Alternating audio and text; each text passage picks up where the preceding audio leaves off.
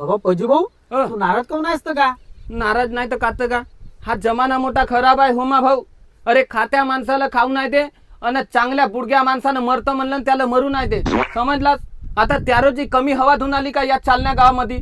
चक्रीवादळ माया भयंकर लोकांच्या घरानं दारा उडून गेलं.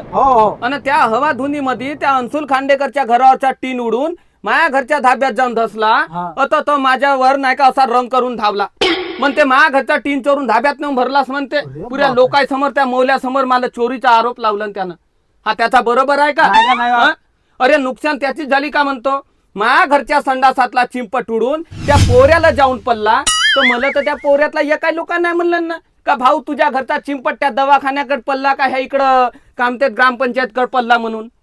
मग मी त्या लोकांना तसाच म्हणू पोऱ्याच्या का माझ्या घरचा चिंपट नेऊन इकडे चोरून आणल्या म्हणून. म्हणजे समजदारी मला घ्यावा लागेल ना का बाबा बरसातीचा मोसम आहे नैसर्गिक आपत्ती होतेच पण या नैसर्गिक आपत्तीची सरकार भरपाई करून देते ना का? मग आता चांगलं कागदपत्र करता आपलं तो भरपाईचं आता माझ्यावर रंग करते.